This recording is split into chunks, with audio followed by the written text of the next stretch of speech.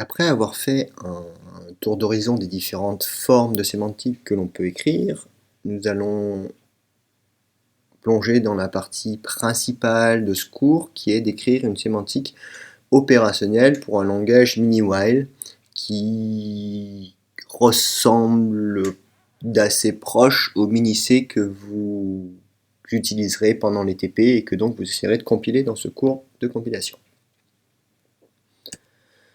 Donc qu'est-ce que le langage mini-while? On va spécifier un langage avec cette grammaire abstraite qui dit que les instructions du langage sont seulement ces 5 possibilités. Nous avons l'affectation, x de point égale e.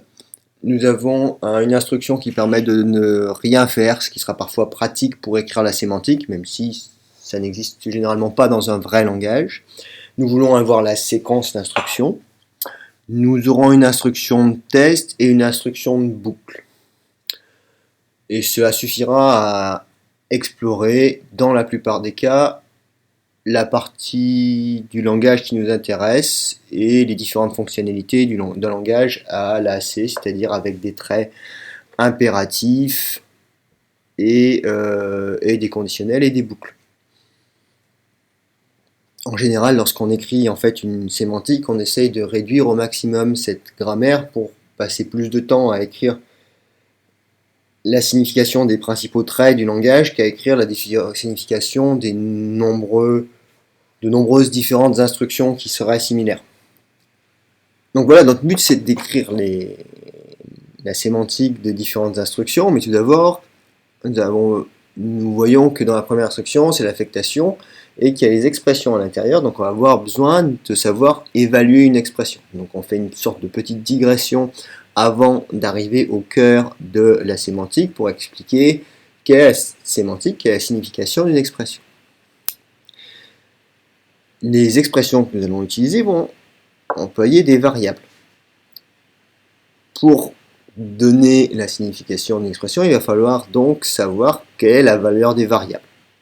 Nous avons donc besoin d'un outil formel qui dit telle variable a telle valeur. Pour ça, on utilise généralement quelque chose qui en anglais est souvent appelé store, qu'on pourra appeler un état, state, et qui est en fait simplement un mapping, une fonction, une table d'association entre variables et valeurs. Dans la sémantique, on va utiliser des variables entières, des variables à valeur entière. Si vous voulez avoir des virgules flottantes, ça ne rajoute pas beaucoup de complexité, ou en tout cas pas pour ce qui nous intéresse. Donc on va dénoter ces états, ces tables d'association de valeurs de variables, par sigma dans la suite et dans la sémantique. Donc à chaque fois que vous verrez un sigma, vous saurez que c'est quelque chose qui a à chaque variable du programme associé une valeur. Enfin, nous allons avoir une notation pour l'update du store, c'est-à-dire pour la modification de la valeur associée à une variable, qui est comme suit, sigma crochet y flèche n, qui signifie je crée un nouveau store qui est identique à sigma, sauf que maintenant à la variable y est associée la valeur n, où n sera une valeur dans z, puisque on considère les stores dans z. Donc ce que l'on souhaite faire maintenant, c'est à partir de ce store et de la définition des expressions, qui est la même que celle que vous aviez quelques slides auparavant, nous allons vouloir définir ce que c'est que la sémantique des expressions arithmétiques. Donc on va définir une fonction val qui à toute expression arithmétique A et à tout état, store, state, sigma, va associer une valeur dans Z. Donc cette partie-là, je vais la faire sur papier. Donc vous allez voir sur papier comment j'essaye d'associer une valeur à chacun des cas possibles d'expression, c'est-à-dire entier, variable, addition et multiplication. Donc voilà, on essaye de donner une valeur à chaque cas possible des expressions. Donc déjà, lorsqu'on a un entier n, la valeur de l'expression n est simplement l'entier n. Donc là, j'ai à nouveau utilisé le n pour dire que ceci est la valeur mathématique de la chaîne de caractères représentée par l'entité n. Donc là, on a un élément dans z, tu vas bien. Deuxième cas possible, une variable. La valeur d'une variable, elle est donnée par l'état, le store sigma ici. Donc c'est tout simplement sigma de x, c'est-à-dire la valeur associée à la variable x dans le store sigma. Troisième cas possible, l'addition. Donc comment est-ce que vous penseriez qu'on fait l'addition? Si vous voulez réfléchir un peu, vous pouvez faire une pause, sinon je vais dérouler la solution maintenant. Évaluer une addition consiste à d'abord évaluer le membre de gauche, évaluer le membre de droite, et enfin effectuer l'addition, c'est-à-dire l'addition mathématique ici, non pas le symbole plus, entre l'évaluation du membre de gauche et l'évaluation du membre de droite. En ce qui concerne la multiplication, c'est similaire, donc je vais le dérouler vite. Ceci est la multiplication au sens mathématique du terme. Donc voilà, maintenant nous avons la sémantique des expressions. Dans notre langage, nous avons aussi des expressions booléennes. Donc il faut définir la syntaxe des expressions booléennes. En fait, les expressions booléennes, on les notera petit b, et ce sera soit titi pour true, c'est-à-dire vrai, soit faux, soit une variable, qui sera une variable booléenne, soit un nombre impérateur logique et ou non entre expressions binaires, soit une comparaison d'expressions, typiquement une comparaison d'entiers. La partie sur les expressions booléennes est laissée en TD, donc pour après le cours, ainsi que l'exercice 1 du TD2 qui sera traité en TD. Donc voilà, maintenant nous avons tous les outils nécessaires pour définir une sémantique Big Step pour MIDI-Y. Donc on va noter la sémantique flèche longue. Cette sémantique va nous permettre d'interpréter chaque instruction, statement, en fait chaque programme en entier, puisque je vous rappelle c'est une Big Step, donc ça évalue tout le programme en un seul coup, mais comme dans les statements il y a les séquences, un programme n'est qu'un statement particulier. Et donc la Big Step, elle part d'un programme, d'un état initial, et elle fournit un état final. Donc comparativement à ce qu'on a vu avant, dans ce cas-là, nous n'allons pas produire une valeur à un programme, parce qu'on a un programme impératif, donc son principal effet est de modifier l'état, il pourrait éventuellement produire une valeur, mais son principal effet est de modifier l'état, donc il transforme un état en un état. Si on veut retourner une valeur, il est toujours possible de choisir une variable particulière qui stockera une valeur de retour pour le programme, et on lira ça comme résultat.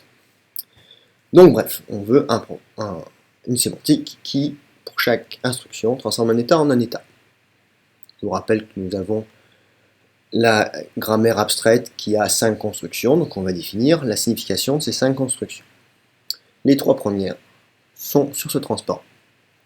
Le premier que nous avons, c'est l'affectation. Si on rencontre une affectation de type x de point égale 1, qu'on est dans un état sigma, ça va modifier la valeur de x, donc on va faire un update sur le store sigma, à un associant à x, une nouvelle valeur, et comment est-ce qu'on calcule cette valeur?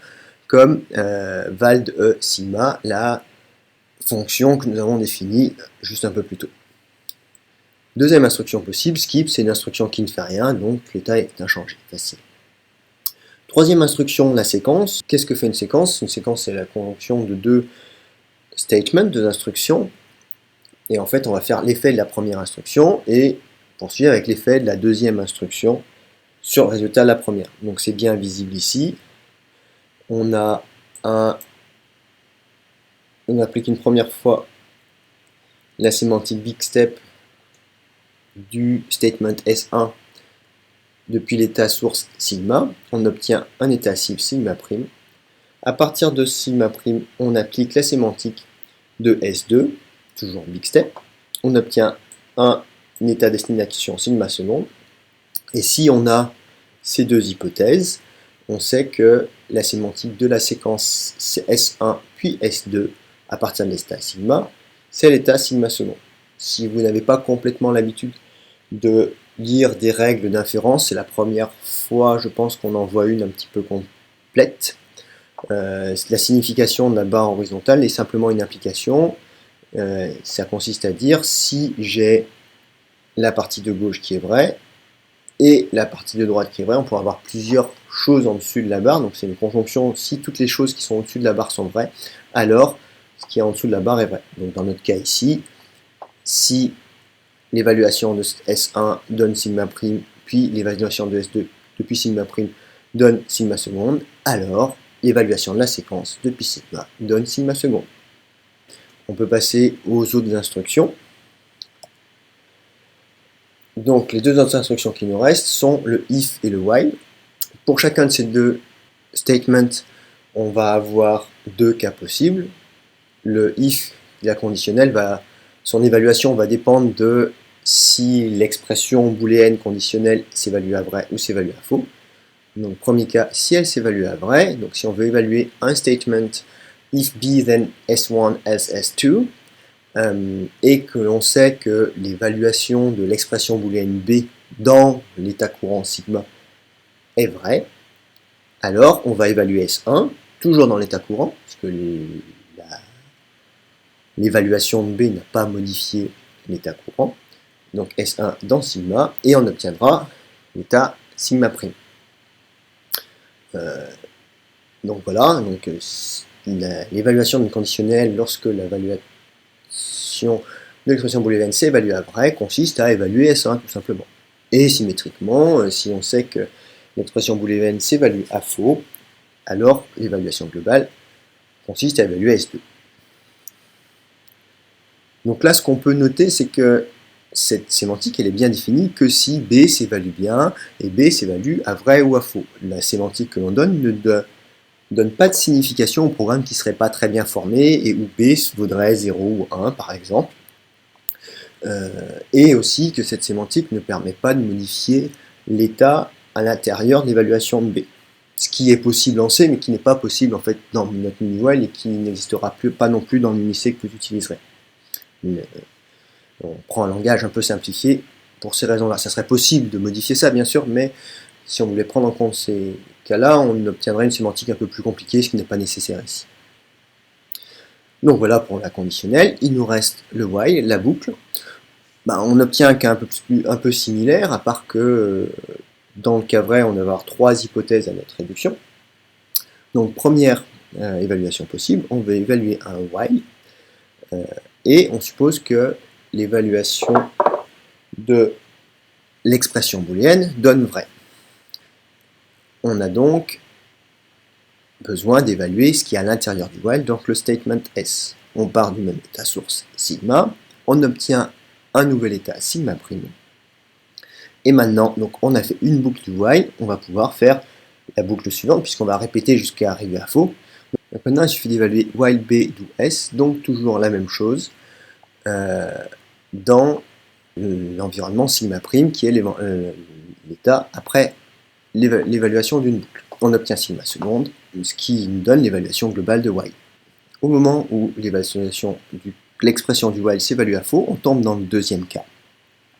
Dans ce cas, tout simplement, l'évaluation du while consiste à ne pas changer l'état et retourner l'état courant. Vous pouvez voir qu'il me manque dans un des cas ici. Je vais le rajouter immédiatement. Et voilà.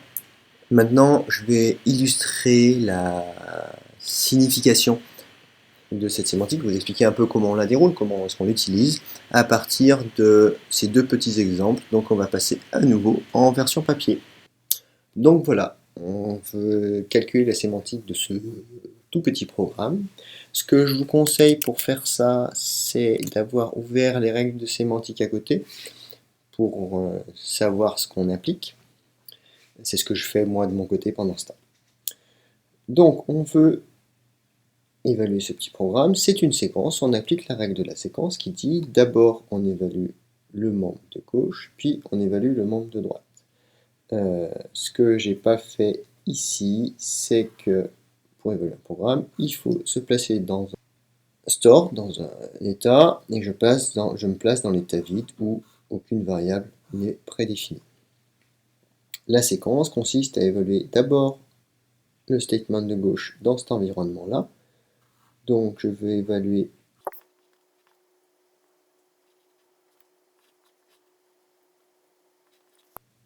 x de point égale 2 dans l'environnement vide, c'est la règle de l'affectation qui dit que cela donne l'environnement vide modifié, donc ça on s'en fout, où x vaut 2. Maintenant je peux faire la deuxième partie de la séquence qui dit, je fais le deuxième statement,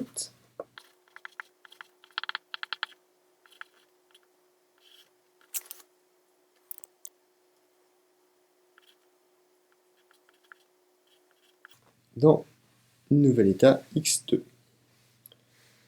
Maintenant, je vais vouloir appliquer la règle du while. Donc, j'évalue l'expression booléenne x supérieur à 0.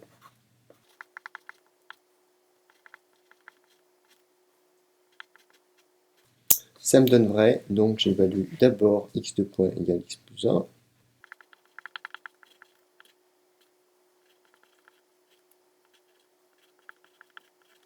Ça me donne le nouvel environnement où x vaut 1.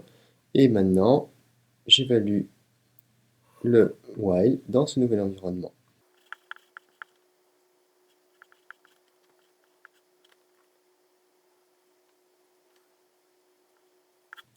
Ça me donne un nouveau cas où la conditionnelle est vraie.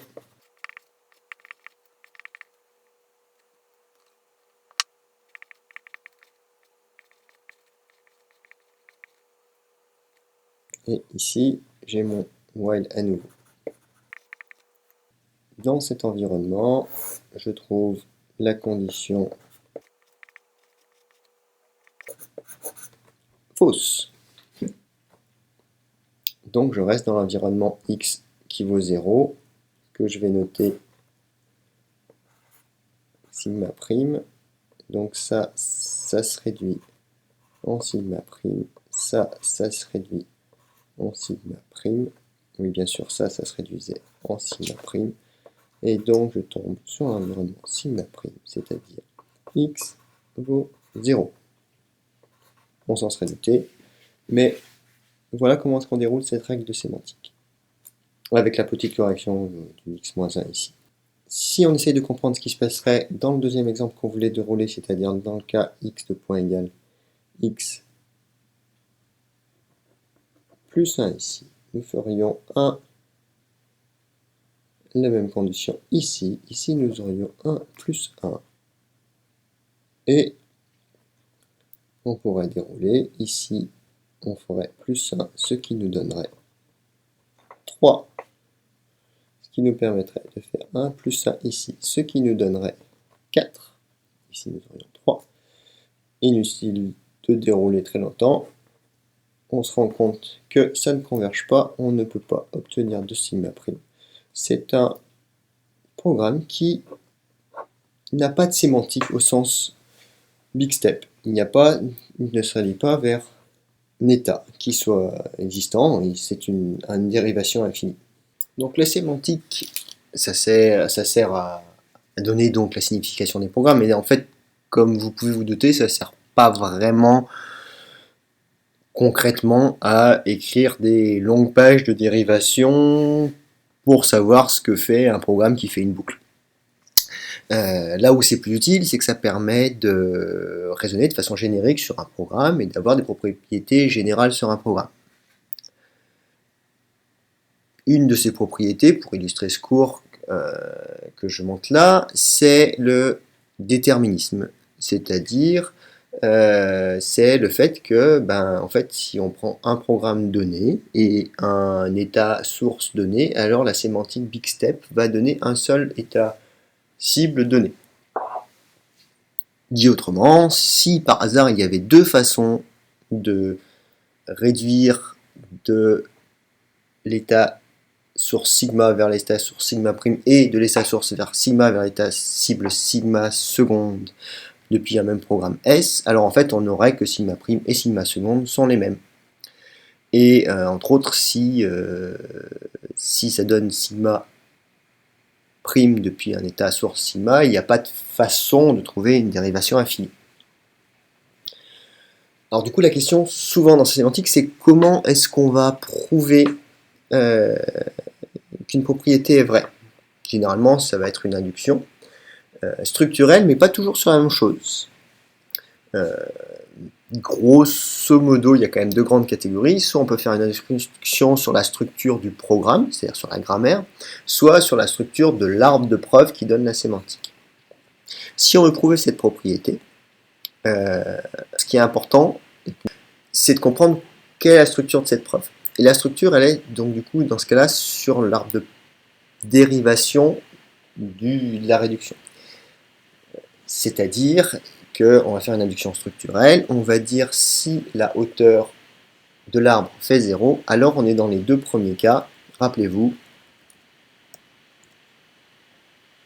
soit c'est une affectation, soit c'est un skip, et dans ce cas-là, c'est un exercice facile de montrer que si on a le même sigma à gauche, on aura le même sigma à droite, il n'y a pas le choix possible ici. Pas tout à fait vrai.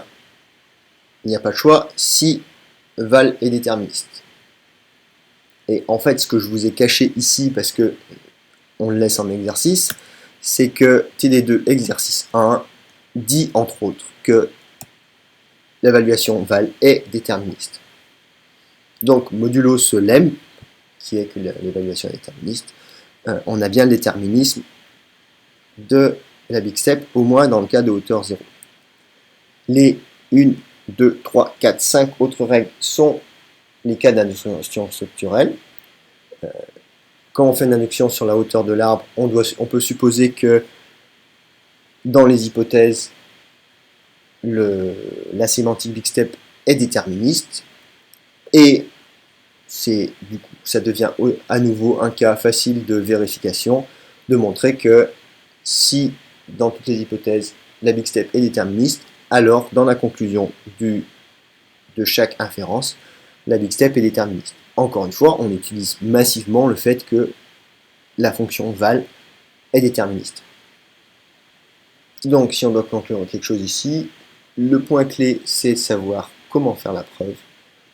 Ensuite, c'est une étude de cas qui, dans ce cas-là, est assez simple pour être considéré quasiment comme trivial. On pourrait dériver un cas sur le papier, mais on va gagner du temps, on va y aller direct à la suite. Il existe donc une deuxième forme de sémantique opérationnelle, comme je le disais, qui est une sémantique opérationnelle à petits pas. Donc une telle sémantique n'essaye pas de réduire tout le programme en un coup, mais donne une sémantique qui, à chaque pas, évalue une instruction, ou un morceau d'instruction. Le gros avantage qu'on va avoir de cette sémantique, c'est que cette sémantique permet de raisonner quand même sur des programmes, par exemple, qui ne termineraient pas, alors que la précédente ne fait pas de distinction entre un programme qui ne terminerait pas et un programme qui est mal formé. La small step, elle, fait une distinction. Le défaut de la small step, il faut arriver à distinguer quand est-ce qu'un état est terminal, quand est-ce qu'on est arrivé à quelque chose, ou quand est-ce que on va continuer à évaluer. Comment est-ce qu'on peut écrire une small step pour notre langage visuel? De la façon suivante. Premier cas possible, l'affectation de la forme x de point égale et pas a, qui correspond à peu près la même sémantique que ce qu'on avait dessus. On obtient un nouvel état, un nouveau store, directement, qui associe à x la valeur de 1. Donc en fait, ce qu'on va voir, c'est que ceci est un état final, c'est la fin d'évaluation de x de point égal 1. Pour skip, on ne fait rien, on obtient un état. Et c'est aussi, ça termine le skip, il n'y a pas de problème.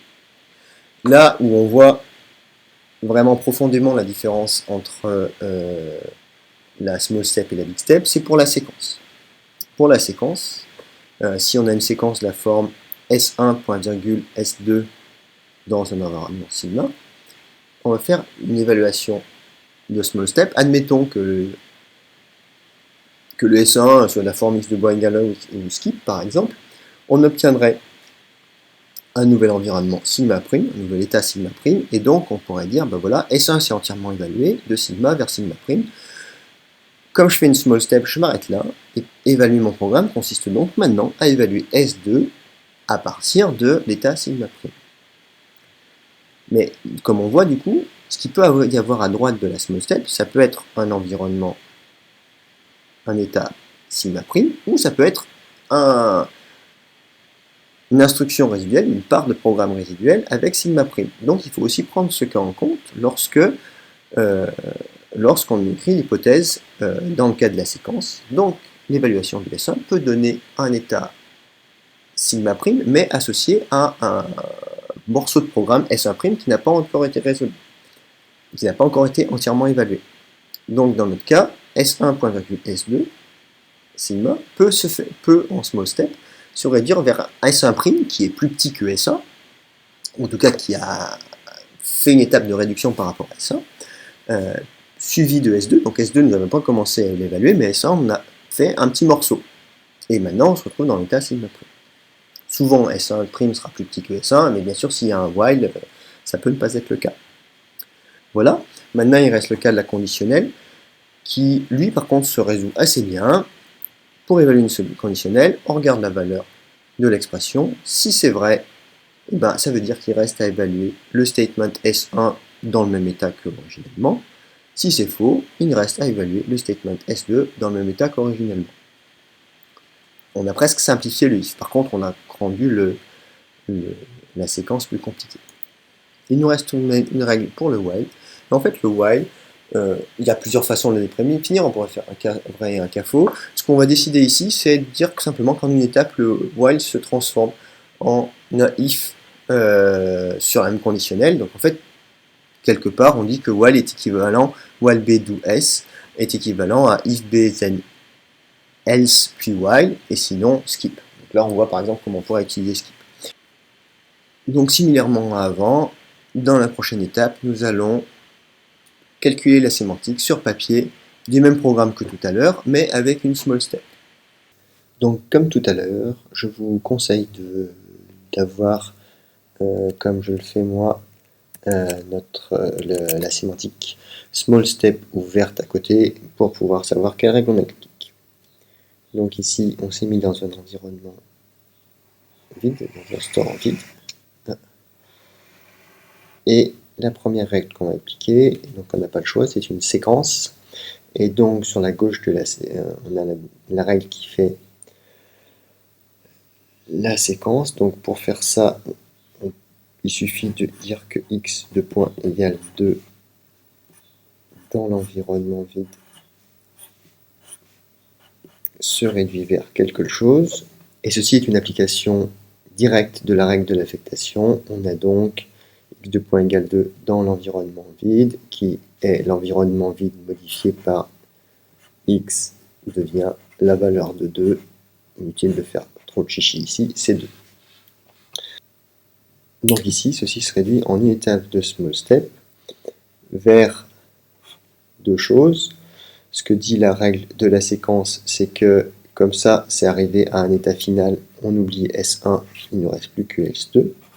Donc, vers le while, je vous passe les détails, c'est exactement le même qu'ici, dans l'environnement où x devient 2. Ça, donc en fait, c'est une étape. On peut faire l'étape suivante, qui est ce terme-là.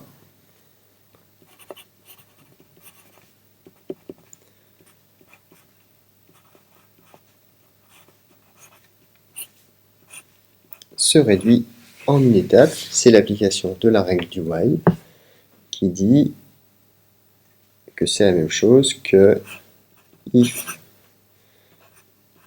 x supérieur à 0, etc.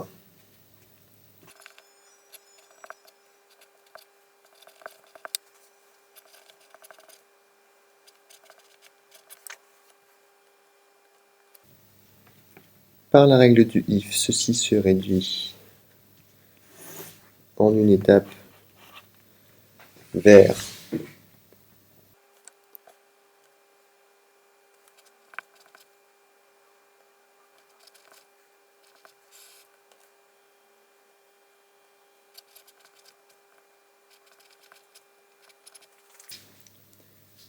vers la condition où if est positif, car x est strictement positif. On garde le même environnement, la même mémoire si on peut faire. Et là on peut dérouler à nouveau. Ceci est une application de la séquence, vous épargne les prémices. On fait x devient x moins 1 et ça modifie l'environnement. Donc on refait le while avec toujours le même corps, mais cette fois dans x qui vaut 1. Ceci se réduit en une étape vers le fameux if. Je vous laisse calculer dans les détails où x vaut 1. En une étape à nouveau, on a la condition x positif pour le if, puisque x vaut 1. Et donc on va refaire x de point égale x moins 1. Donc on arrive à while, la même chose toujours, x devient 0. Et là, ça se réduit encore une fois vers le if qui est équivalent dans l'environnement où x vaut 0. Et là, on peut terminer avec la condition false.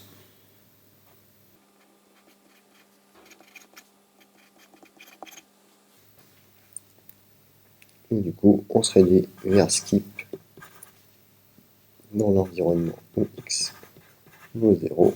Et la règle du skip nous donne le résultat x vaut 0.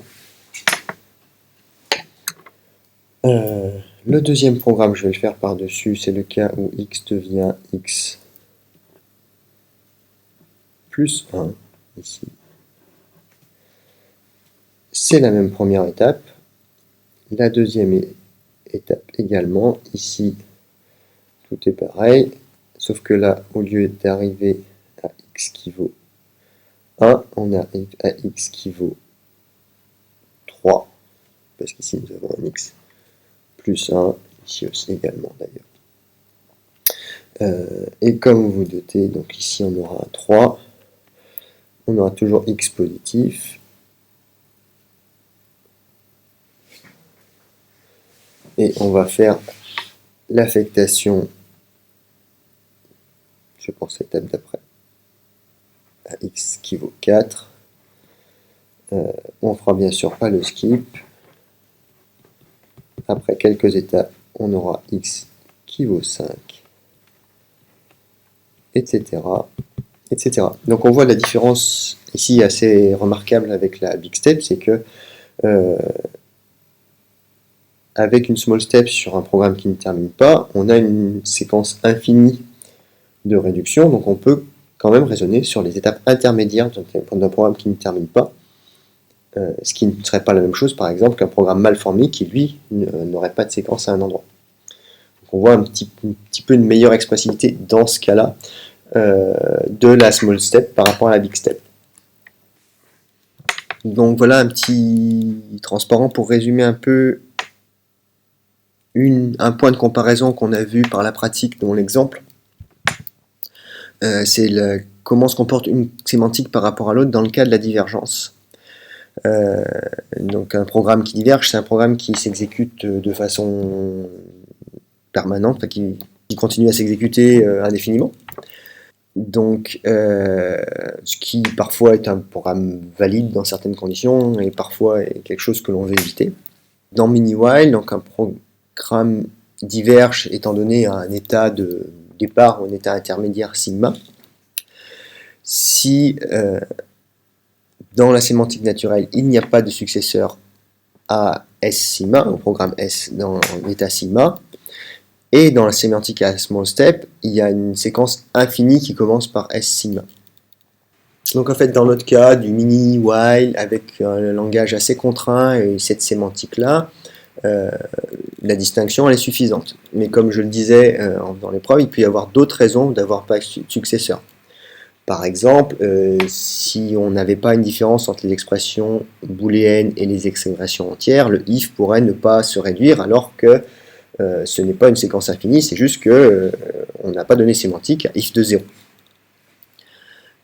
Donc dans ce cas-là, on aurait que le programme soit mal formé ou que le programme tourne de façon infinie, aucun successeur dans la sémantique naturelle, alors que la sémantique à petits pas ferait la distinction entre un état qui n'a pas de successeur et qui donc a priori est mal formé, et un état qui mène à une séquence infinie de réduction.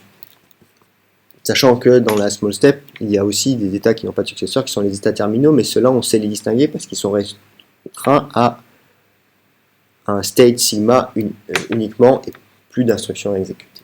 Une autre utilité potentielle de la sémantique, c'est de raisonner sur l'équivalence de programmes. Je vous montre ici une façon simple et un peu peut-être réductrice de parler de l'équivalence de programmes, juste pour illustrer mon propos. Si on prend deux programmes S1 et S2, ils sont équivalents si, donc dans le cas de la big step, si on les met dans le même état, on obtient le même résultat, état résultant, donc S1 dans l'état sigma se réduit vers sigma prime, si et seulement si S2 dans l'état sigma se réduit vers sigma prime. C'est la seule chose observable quasiment dans la big step, on ne peut pas faire beaucoup mieux. En small step, on peut distinguer un peu plus de cas. On peut dire que deux programmes sont équivalents, si et seulement si, s'il y en a un qui se réduit depuis tout état sigma vers un état sigma prime, alors l'autre aussi, avec un nombre bien sûr quelconque d'états. Je rappelle que flèche étoile, c'est la clôture réflexive transitive, c'est-à-dire on applique autant de sigma que l'on veut ou que l'on veut plutôt.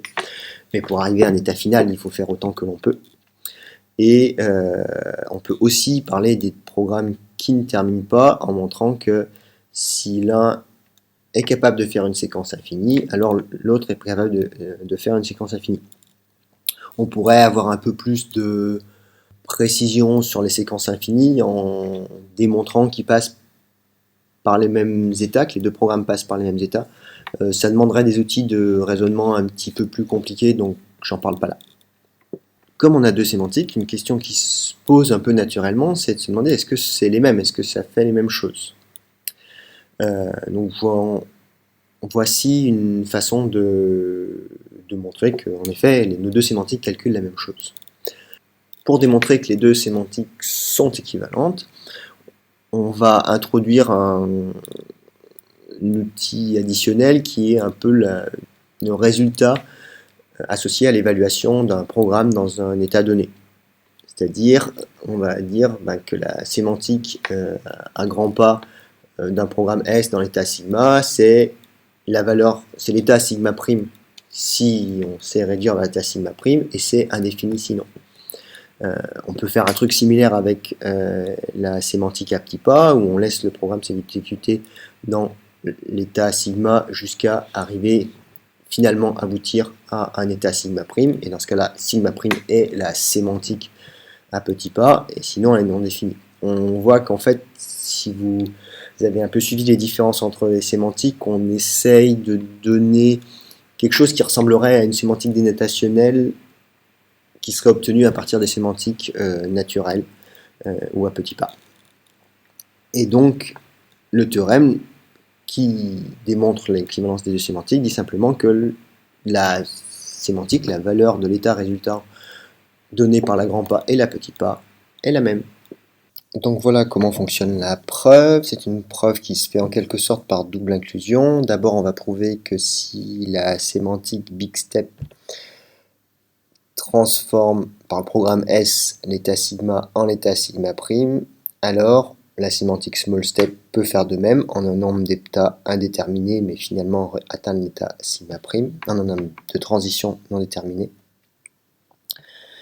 Cette preuve va se baser sur un lemme qui concerne le cas de la séquence et qui principalement dit que si S1 dans l'état sigma se réduit en k étapes vers sigma prime, donc vers l'état final sigma prime, alors la séquence, au bout de k étapes, aura fini de réduire S1 et aboutira à l'état sigma prime. Il restera donc à réduire le reste de programme S2. La deuxième inclusion qui va dans l'autre sens va prouver que si on peut réduire en un nombre fini d'étapes le programme S dans l'état sigma en l'état sigma prime, alors la big step fera la même chose. Il y a aussi un lemme qui concerne la séquence et qui dit que si une séquence peut s'exécuter en k étapes pour obtenir un état final à partir de l'état sigma, alors on peut couper cette longue série de dérivations en deux sous-séries, K1 et K2, telles que K1 plus K2 vaut K. La première série réduisant entièrement le statement S1 et la deuxième série réduisant entièrement le statement S2. Donc par la suite, là je vais rentrer un petit peu en détail dans la preuve de ces théorèmes. Donc voilà la preuve. Je vais détailler tout ça. Donc la preuve repose, comme je le disais, sur le lemme ci-dessous. Je ferai la preuve du lemme après. Mais en gros, le lemme dit que si je peux réduire S1 en k étapes vers un état final, alors la séquence S1 et S2 se réduit en k étapes vers l'état où il ne reste plus que S2. Donc ce qu'on veut prouver, c'est que si je fais la big step ici, alors je peux faire la small step en un nombre quelconque d'étoiles. Donc je vais faire une instruction structurelle sur l'arbre de dérivation qui a permis en fait d'obtenir cette big step. Donc en fait sur la big step. Donc en gros, je pars de S sigma qui se réduit vers sigma prime, et si j'ai une réduction plus petite qui apparaît à l'intérieur de celle-là, je pourrais supposer que la proposition est vraie sur celle-là. Alors du coup, je ne vais pas utiliser la proposition sur étoile, je vais l'utiliser s'il y a une étoile, ça veut dire qu'il existe un tas K tel que ça, donc j'utiliserai K à chaque fois. Premier cas, facile. Hauteur 0, S égale skip, en un état, on passe de sigma à sigma, sigma prime égale sigma, et donc on a S sigma qui se réduit vers sigma prime, vers sigma, et si vous regardez la règle pour skip dans le cas de la small step, en une étape, j'obtiens aussi S sigma se réduire vers sigma prime qui est sigma. Mais pour cela, je vous conseille, vous, d'à côté, d'avoir les règles de sémantique de la small step et de la big step et de vous référer à ce qui convient. C'est ce que je fais moi à côté. Si c'est une affectation, alors nécessairement, si on étudie les possibilités pour l'affectation, l'induction est aussi à une seule étape, et on a sigma prime qui vaut sigma, ou à x on a mis la nouvelle valeur, c'est-à-dire l'évaluation de E. Et de même, si on regarde bien, la règle de l'affectation pour la big step et pour la small step se ressemblent étrangement, et donc on peut aussi faire la small step en une étape. Ça, c'était les cas faciles. Le cas du if. Donc, si le statement est de la forme if b then S1 else S2, et supposons que l'évaluation soit vraie. Donc en fait, on fait deux cas possibles. Comme on fait une induction sur l'arbre de dérivation, il y a deux cas possibles, soit c'est vrai, soit c'est faux. Si c'est vrai, il se trouve que ce sera vrai aussi dans la sémantique à petits pas. Et donc, du coup, on va utiliser le fait que la sémantique à petits pas va aussi faire un if true. Dans tous les cas, si c'est vrai, la sémantique à grands pas, elle dit on évalue S1 dans sigma et on obtient sigma prime. Comme c'est plus petit, c'est plus haut dans l'arbre de dérivation. Donc, en fait, ça veut dire qu'on a utilisé cette règle-là. Donc on est ici, on est en train de faire le if, c'est à true, et ici on a S1, flèche longue, sigma prime. Ceci c'est plus haut dans l'arbre de dérivation, donc par hypothèse de récurrence, on applique l'hypothèse de récurrence sur cette partie-là. Et donc on obtient le fait que S1 se réduit en k étapes vers sigma prime. Très bien, donc du coup je peux appliquer la sémantique à petits pas sur le if qui dit S, comme la condition est toujours vraie, bien sûr, S se réduit vers S1, et comme on sait que S1 se réduit en K étapes vers sigma prime, on a bien S sigma qui se réduit en K plus une étape vers sigma prime. Voilà, le cas du false, comme vous pouvez vous en douter, c'est exactement similaire, c'est pas la peine de détailler. Le while. Le while, rappelez-vous, dans while de la big step, on a deux cas possibles et on évalue la booléenne, et en fonction de ce que ça donne, on a deux cas possibles. Donc si c'est vrai, alors on sait que S1 se réduit en sigma 0 et que while b d'où S dans sigma 0 se réduit vers sigma prime. Pareil, je peux vous faire juste le schéma. Le while, si ici c'est true, alors on fait S1, on le réduit, et ensuite on refait le while, on le réduit. Donc sur chacun de ces deux trucs, je vais pouvoir appliquer l'hypothèse de récurrence. Donc voilà, c'est ce qui se passe. On peut réduire S1 en K prime étape, disons, vers sigma 0, et depuis sigma 0 en K seconde étape vers sigma prime. Et du coup, à côté de ça, qu'est-ce que dit la règle de petit pas? La règle de petit pas, rappelez-vous, elle fait une sorte de traduction à cet endroit-là. Elle fait S sigma et le transforme en if ta. Du coup, par contre, la règle du if qu'on applique ici, elle dit c'est toujours vrai, puisque ça n'a pas changé. Donc, en une autre étape, on se réduit en S1 puis machin. Et comme c'est S1 puis machin, on peut utiliser le lemme là, qui va faire un S1.S2, avec S1 qui est ça et S2 qui est ça. Et du coup, on va pouvoir recoller tous les petits bouts. On va recoller les deux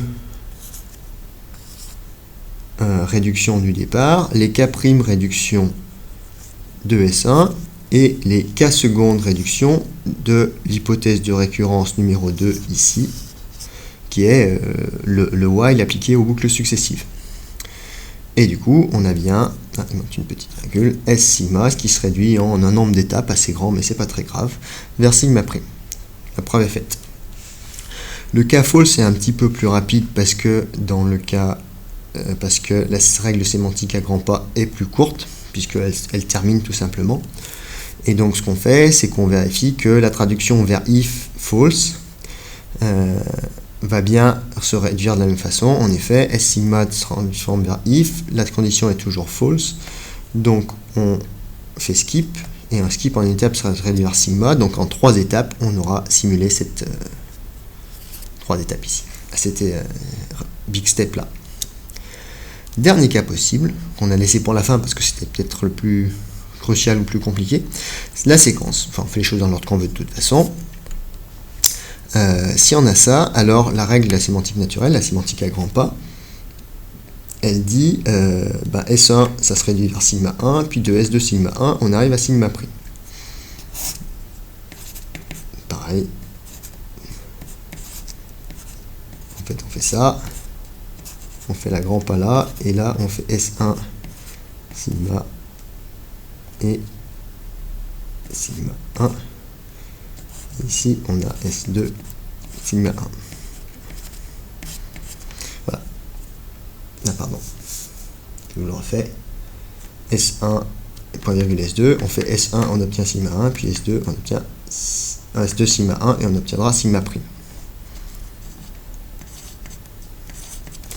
Donc on a bien ça, tac, et ça va, et du coup là on va appliquer l'hypothèse de récurrence sur les deux morceaux. Donc on obtient S1 sigma donne sigma 1, K en K et K', et là on utilise à nouveau le lemme. Le lemme est d'ici S1 sigma se réduit en K étape vers sigma 1, alors S1.S2 se réduit en K étape vers S2. Donc en K étape on obtient S2, et du coup on obtient bien en K plus K' étape le résultat espéré. Comment se prouve le lemme? Le lemme se prouve en fait par récurrence sur K. En effet, deux cas possibles, soit K égale 1. Dans ce cas-là, en une étape, on passe de S1 sigma vers sigma prime. Si vous regardez les règles de petit pas, lorsque en une étape on obtient sigma prime, on se transforme directement en S2. Je vous laisse regarder la règle tranquillement, si nécessaire en mettant sur pause, vous serez vite convaincu que du coup on obtient S2 directement. Ça c'est le cas pour S1 quand S1 est skip ou assign. Enfin, ça se réduit quand ça se réduit en écart. Et pour prouver la récurrence, c'est-à-dire passer de K à K plus 1, et ben c'est la deuxième règle, puisqu'on aura S1 sigma qui se réduit. La deuxième règle, elle dit S1 sigma se réduit en une étape vers S1 prime sigma prime. C'est ça l'hypothèse. Et du coup, avec ça, on fait S1 point virgule S2 se réduit vers S1 prime, etc. Pardon. S1 prime, etc. Et donc, du coup, on applique bien l'hypothèse de récurrence et on obtient l'implication de K vers K plus 1. Voilà pour la première direction. Passons maintenant à la proposition 2, c'est-à-dire à l'autre direction de l'implication. Donc, ce qu'on va prouver, c'est que si on peut réduire S sigma en K étapes en sigma prime, alors il y a une big step qui fait S sigma vers sigma prime. La preuve se fait par induction sur K. Donc on va avoir deux cas possibles, K égale 1 et K plus grand que 1. K égale 1, qu'est-ce qui se réduit en une seule étape? Si vous regardez le détail de la small step, il n'y a que deux cas possibles. Pour K égale 1, c'est soit que S égale skip, soit que S égale assign. Si c'est un skip, on a sigma qui vaut sigma prime, S qui vaut skip, hop, c'est facile. Si c'est un assign, c'est pas beaucoup plus compliqué. On a S égale X de point égale E, c'est un assign, et sigma prime qui vaut sigma, où X a été mis à jour par val E sigma. Désolé pour le petit hop. Et du coup, de même, on se rend compte qu'on peut appliquer exactement la même règle dans la big step. Ça n'a aucun souci. Ici, en fait, comme au-dessus, partout, on utilise le fait que val est déterministe, ce qu'on a déjà mis de côté, rappelez-vous, dans le cours. Voilà. Reste, donc pour les cas inductifs, on suppose que la propriété est vraie pour toutes les chaînes de dérivation de taille K plus petit qu'un certain K0, et on veut montrer que pour K0 plus 1, on a la propriété qui est vraie, c'est-à-dire S sigma, si S sigma se réduit en K0 plus une étape vers sigma prime, alors il y a une big step.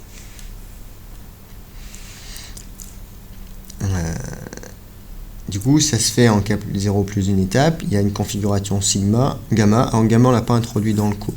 Mais en gros, c'est quelque chose de la forme. Je vais juste essayer de ne pas avoir de collision de variables. S3, on va l'appeler pour ne pas avoir de soucis pour la suite, virgule, sigma 3. Vous pouvez le dire comme ça, c'est exactement la même chose. En tout cas, dans ce cas-là. Donc là, on va distinguer sur les possibilités pour S. Donc on a déjà éliminé les cas qui se réduisent en une étape. Ce qui se réduit en plus d'une étape, c'est if, while et la séquence. Pour le if, deux cas possibles, soit ça se réduit, soit l'évaluation de la condition booléenne est vraie, soit elle est fausse. Comme vous vous doutez, le false, ça sera plus similaire au vrai. Si c'est vrai, alors ça veut dire que gamma, la S3 sigma 3, c'est S1, sigma. Regardez la règle sémantique. Et comme on a ce gamma qui se réduit vers sigma prime, on peut appliquer la big step en disant c'est toujours vrai, S1 sigma se réduit vers sigma prime, ça c'est l'hypothèse de récurrence puisque ça peut être longueur K0. Et donc du coup, on conclut directement sur le if. Le if false, c'est la même chose. Le while, rappelez-vous, encore une fois, ça a été fait par traduction, c'est-à-dire qu'en une étape, on atteint le if b zen s1.1, qui est exactement un statement équivalent au while, mais qu'on a décidé de faire en une étape. Par contre, par hypothèse de récurrence, on sait que gamma, il se réduit en K0 étape vers sigma prime. Ça implique que la big step, elle dit gamma se réduit vers sigma prime. Le gamma, c'est celui-là. Donc, du coup, on va pouvoir recoller en disant le while, finalement, la condition elle est vraie puisque val est déterministe et qu'elle était vraie ici. S1 sigma, ça se réduit vers sigma 0. Et while se réduit vers sigma prime. Alors où est-ce qu'on a obtenu ça? Pour rappel, ça c'est ça.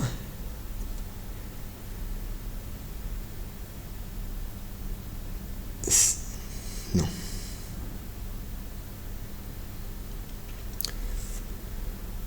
Le cas du while. Si on a S égale while bid ou S1, prenons la condition vraie par exemple. Rappel, le while se fait un peu par traduction vers un if, donc en une étape, on obtient simplement le if. Et on sait que par contre, ce if, en cas 0 étape, il se réduit vers sigma prime. Donc, comme on a supposé que c'est vrai, on utilise l'hypothèse d'induction sur gamma flèche sigma prime, et donc on a ça qui se réduit vers sigma prime.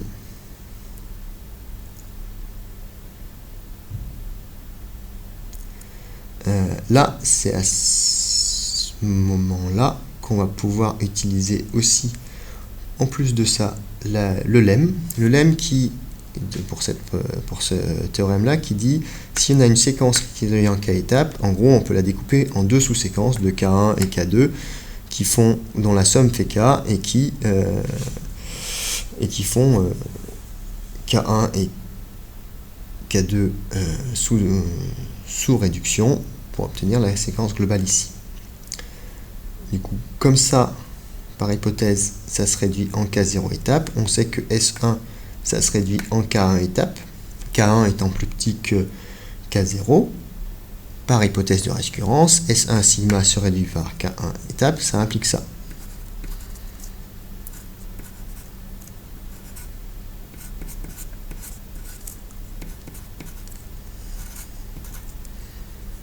Ça, c'est utilisé pour montrer ça.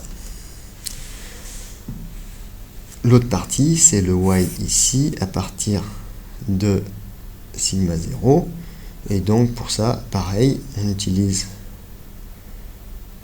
ça, c'est la première moitié du lemme. La deuxième moitié du lemme, elle dit que ça se réduit en K0 moins K1, par hypothèse de récurrence, puisque K0 moins K1 est plus petit que K0 ou égal. On obtient ça, et donc on a bien ces trois hypothèses qui nous permettent de conclure pour la big step.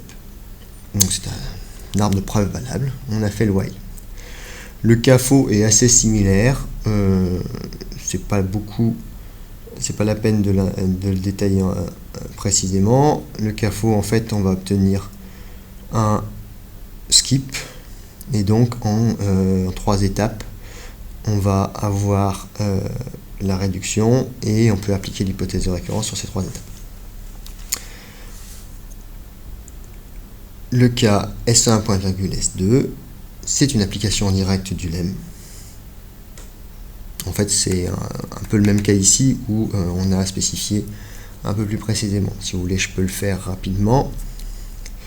Si j'ai S, le lemme ici va dire j'ai S1, S2 qui se réduit en k étape vers sigma seconde. Donc du coup, je vais en conclure que S1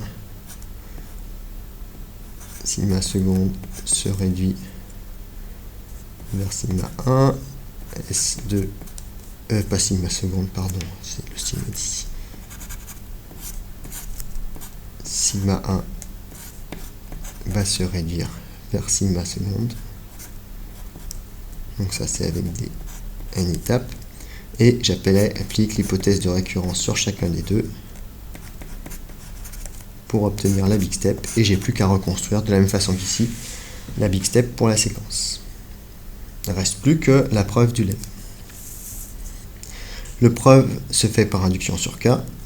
Le cas minimum, c'est 2, puisque c'est le statement skip ou assignment.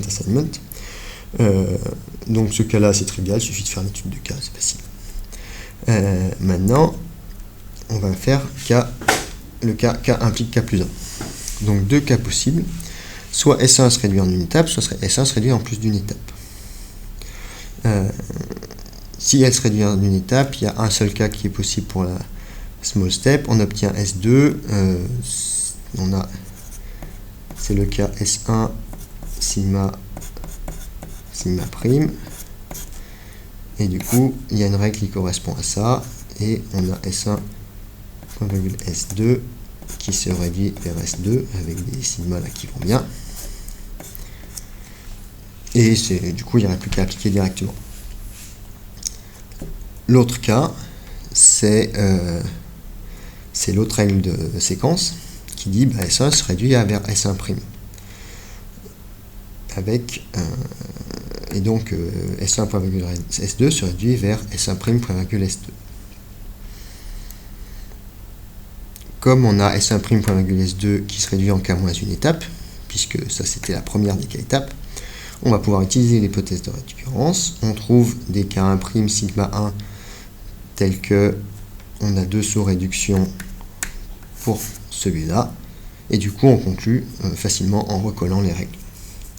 Voilà pour le lemme. Quelques mots pour conclure cette sémantique de mini-while. Une des autres choses que la sémantique opérationnelle à petits pas permet d'exprimer et qui est à peu près impossible de définir avec une sémantique à grands pas, c'est l'entrelacement et donc et entre autres le parallélisme. Donc typiquement en petits pas on pourrait dire que si on prend deux threads parallèles comme là le statement S1 et le statement S2, alors si je peux faire une étape sur le statement S1 et devenir S1', alors je peux l'effectuer sur le thread parallèle et que je pourrais faire la même chose sur S2. Donc là on utilise bien le fait que la sémantique à petits pas permet de faire des étapes intermédiaires. Donc c'est facile d'exprimer le parallélisme et c'est quasi impossible d'exprimer de telles sémantiques parallèles avec une big step. Dernier petit mot sur les différences entre différents aspects. Ce que vous allez voir dans le TP, ce que vous allez compiler en fait, c'est un mini-C. Et un mini-while qu'on a vu là, c'est quelque chose de plus réduit que le mini-C. En effet, écrire toutes les règles de sémantique, même pour le mini-C, sans parler du C complet, ça nous aurait pris beaucoup trop de temps et ça n'aurait pas toujours été très rigolo. Un premier aspect qui est important, c'est l'initialisation des variables et leur déclaration. Dans notre langage de type mini-C, on va déclarer les variables et on leur donnera un type. On n'a pas parlé de typage ici, on n'a pas parlé d'initialisation. Du coup, ça fait une petite différence entre les deux langages. En fait, si on regarde précisément, actuellement, dans la sémantique telle que vous donnez ici, si on essaie d'accéder à une variable qui n'a pas été initialisée et de la lire, on aura un problème. Donc on n'a pas de sémantique dans ce cas-là. C'est une discussion sur laquelle je reviendrai dans le cours de typage, donc on va laisser ça pour plus tard. Dans la partie déclaration, il y a un problème inhérent et assez classique dans les sémantiques, c'est de savoir, lorsqu'on parle d'une variable x, à quelle zone mémoire c'est associé. Et entre autres, à partir du moment où on fait des typages et on a des déclarations de variables, on va avoir une variable x qui va écraser la déclaration de la variable x précédente et on va avoir deux variables x qui coexistent. Donc ça, j'en parle pas ici, j'en parlerai plus tard. Deuxièmement, l'expression d'évaluation des expressions. Dans notre cas, l'évaluation des expressions est simplement une fonction. En fait, la sémantique qu'on a donnée à l'évaluation des expressions correspondrait à peu près à une sémantique dénotationnelle. On n'a pas parlé trop de sémantique dénotationnelle dans ce cours-là, mais en fait, c'est parce que si vous regardez la tête de l'évaluation d'expression, c'est une illustration typiquement d'une sémantique dénotationnelle. Et ça fonctionne parce qu'on a des expressions qui n'ont pas d'effet de bord. On ne peut pas faire d'affectation, il n'y a pas de plus par exemple. Dans mini-C, vous allez avoir des petits effets de bord qui seront peut-être possibles. Et donc du coup, lorsque ça existe, lorsque c'est possible de faire des effets de bord dans une expression, il va falloir probablement coder, si on veut faire une sémantique à petits pas, l'évaluation d'une expression comme plusieurs étapes, chacune pouvant possiblement modifier l'état de la mémoire. Donc ça c'est tout à fait possible, mais ça aurait été plus compliqué, donc on ne l'a pas fait là. Troisième point, pour pouvoir faire des entrées-sorties, dans votre mini-C, vous allez avoir une fonction printIt et printString. La sémantique de printIt et printString, c'est pas une partie très intéressante, en tout cas pas au niveau de ce cours-là, donc on n'en a pas parlé. Et enfin, dernier point, le langage mini-C aura des fonctions, mais on parlera des fonctions plus tard dans le cours, donc ça sera pour plus tard. Voilà, donc ceci conclut la partie du cours sur la sémantique de MiniWhile. Ça conclut cette vidéo et je vais faire une petite vidéo supplémentaire qui parle de sémantique opérationnelle pour MiniML.